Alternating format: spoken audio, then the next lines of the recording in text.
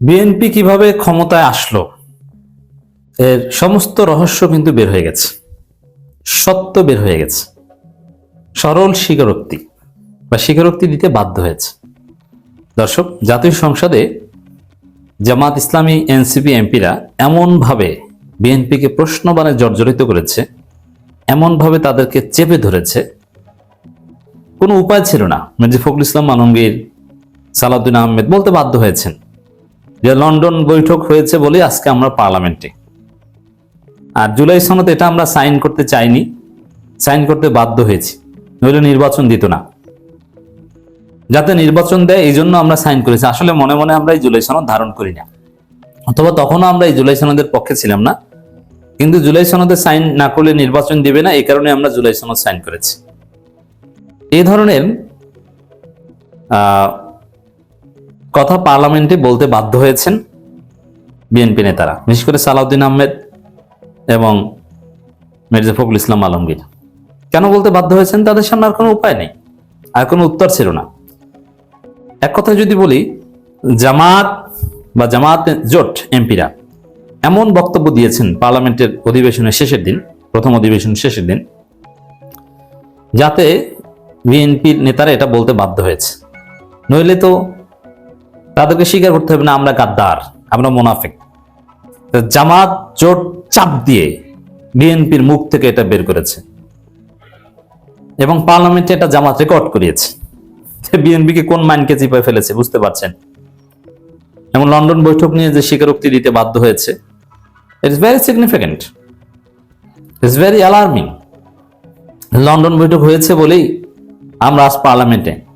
আচ্ছা, তাহলে লন্ডন বৈঠকে কি হয়েছিল বলেন? আর বাংলাদেশের নির্বাচন নিয়ে সিদ্ধান্ত লন্ডনে কেন হবে? মানে কেঁচো করতে গিয়ে সাপ বের হয়ে যাওয়ার মতো একটা অবস্থা। এখন এই যে জুলাই সনদে সাইন করতে বাধ্য হয়েছি নির্বাচনের বিনিময়ে আপোষ করে, লন্ডন বৈঠকই ছিল সবকিছু, এই বিষয়গুলো জামাত তাদের মুখ থেকে বের করে তাদেরকে আসলে বিপদের মুখে ফেলে দিয়েছে এবং এই নির্বাচনের লেজিটিমেসি অনেকটা প্রশ্নবিদ্ধ করে ফেলেছে। এটা ইতিহাসে রেকর্ড হয়ে থাকবে, এটা নিয়ে পর্যালোচনা হবে, নাম্বার ওয়ান। দ্বিতীয় হচ্ছে, বাংলাদেশের 55 বছর ইতিহাসে পার্লামেন্টারি পলিটিক্সের হিস্ট্রিতে একটা বিরল ঘটনা ঘটে গেছে, that is very significant for the first time. দর্শক, পার্লামেন্টে এত সুন্দর ঘটনা অতীতে কখনো ঘটেনি।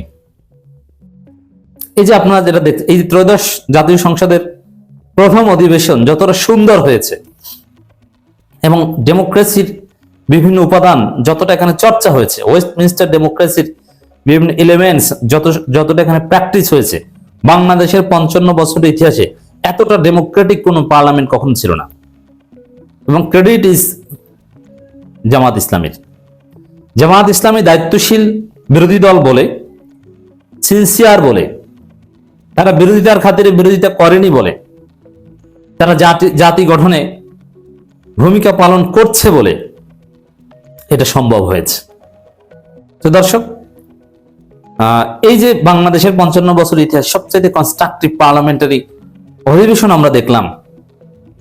এখন জামাত যদি আওয়ামী মার্কা বিরোধী দল হতো, অথবা জামাত যদি বিএনপি মার্কা বিরোধী দল হতো, তাহলে কিন্তু এই দৃশ্য আমরা হয়তো দেখতে পেতাম না। এই যে সংসদ প্রাণবন্ত হওয়া এবং এই যে ব্যতিক্রমী জিনিস দেখলাম, আগে কি দেখেছে এটা একটু বলি। এটা বিরোধী দল এই আচরণ না করলে এটা সম্ভব হতো না। It depends on basically on বিরোধী দল।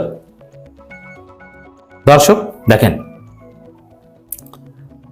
বিএনপি জামাতের মধ্যে মেজর কোনো ইখতিলাফ আমরা দেখিনি। তারা তাদের মূল লক্ষ্য সবার এক। তারেক রহমান সমাপনী অধিবেশনে যে বক্তব্য দিয়েছেন তিনি ক্লিয়ার বলেছেন যে বিরোধী দলের লক্ষ্য আমাদের লক্ষ্য এক। হ্যাঁ, ডেমোক্রেসি তো এটাই, যে সরকারি দল বিরোধী দল থাকবে, একে অপরের মধ্যে বিতর্ক ইখতিলাফ থাকবে, বাট উভয়ের মূল লক্ষ্য হবে এক ও অভিন্ন।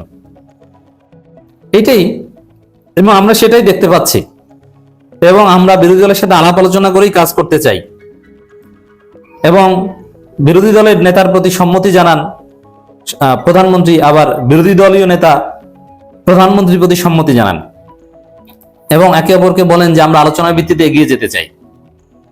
আমরা ডিসকাশন করতে চাই, আমরা ডায়ালগ করতে চাই। আমরা ব্যর্থ হলে আপনারাও ব্যর্থ হবেন, আপনারা ব্যর্থ হলে আমরাও ব্যর্থ হবেন, আপনারাও যা চান আমরাও সেটা চাই। তো এই যে বিরল দৃশ্য এবং কনক্লুডিং যে বক্তব্য ডাক্তার শফিকুর রহমান এবং তারেক রহমানের, মেজর কোনো পার্থক্য নেই। হ্যাঁ, অনেক ঝগড়া হয়েছে, ৭১ নিয়ে কসলাকসলি হয়েছে, জুলাই সনদ নিয়ে ইখতিলাফ দেখেছেন। দেখেন, দুইটা দল ভিন্ন ভিন্ন, একটা সরকারি দল, একটা বিরোধী দল। দুইটা দলের মধ্যে যতটুকু বিতর্ক আপনারা দেখেছেন, আমরা আমরা পার্লামেন্টের বাইরে থেকেও এই বিতর্কে অংশগ্রহণ করেছি। ইটস ভেরি সিম্পল, এটা তো হবেই। এতটুকু না থাকলে তো দুইটা দল থাকে না, তাহলে তো এক দল হয়ে যায়। জামাতের বিরুদ্ধে কিছু বলার জায়গা নাই, সেখানে ৭১ নিয়ে কসলাকসলি তো করবে, এতে বিএনপির জন্য পরিস্থিতি যতই বিব্রতকর হবে। কিন্তু বিএনপি জমাতে পারেনি, জামাত পার্লামেন্টারি এই ডিবেটে জিতে গিয়েছে। বিএনপি কেন পরিস্থিতি জমাতে পারেনি? It's very normal.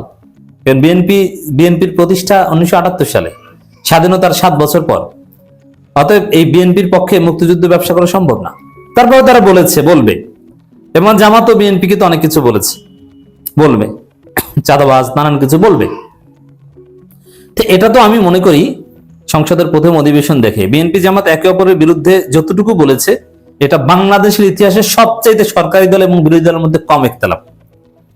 আর বাংলাদেশের ইতিহাসে সরকারি দল এবং বিরোধী দলের মধ্যে সবচাইতে বেশি ঐক্য ছিল এই প্রথম অধিবেশনে। যেমন জুলাই সনদের পক্ষে প্রধানমন্ত্রী বলেন আমরা অক্ষরে অক্ষরে বাস্তবায়ন করব, আর জামাত বলে যে আপনাদেরকে করতে হবে। একই তো কথা। হ্যাঁ, করছে কিনা বা কবে করবে, করার প্রক্রিয়া নিয়ে এখনো নানান প্রশ্ন আছে, বাট মৌলিক জায়গায় কোনো ইখতিলাফ নেই। তো এখান থেকে একটা বিষয় দিবালোকের না স্পষ্ট, যে বাংলাদেশের ইতিহাসে প্রথম কম ইখতিলাফপূর্ণ এবং ডেমোক্রেসির যে এসেন্স, জাতির বৃহত্তর স্বার্থে এক থাকতে হবে, আর কিছু ফুরু বা শাখাগত বিষয় ইখতিলাফ থাকতে পারে, আমরা সেটাই দেখছি। এবং এই জ্বালানি সংকট নিরসনে যে পার্লামেন্টারি কমিটি আমরা দেখেছি, সরকারি দল বিরোধী দল মিলে, আরো নানান বিষয়ে, এটা কিন্তু বিরল। অতএব অনেক কথাই বলেছেন, যেমন জামাতের আমির খোঁচা দিয়েছেন, সর্বশেষ তারেক রহমান অতীতের খোঁচা টোচা যেগুলো হয়েছে সেগুলোর একটা ফিনিশিং দিয়েছেন।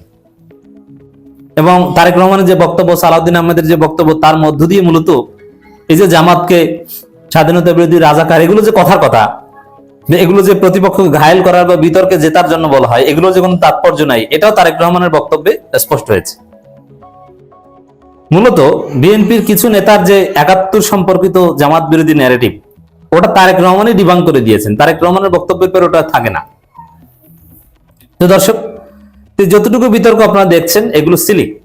মূল বিষয় হচ্ছে বিএনপি জামাত বৃহত্তর স্বার্থে ঐক্যবদ্ধ। সংবিধান নিয়েও বিতর্ক চলছে, নাহিদ ইসলাম চমৎকার বক্তব্য দিয়েছেন, তারপরে এসেন্স কিন্তু এক।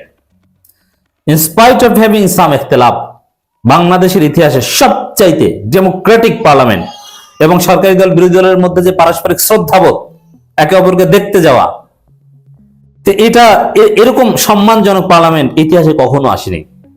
এটা সম্ভব হয়েছে জামাত ইসলামী দায়িত্বশীল কনস্ট্রাকটিভ বিরোধী দল এজন্যই।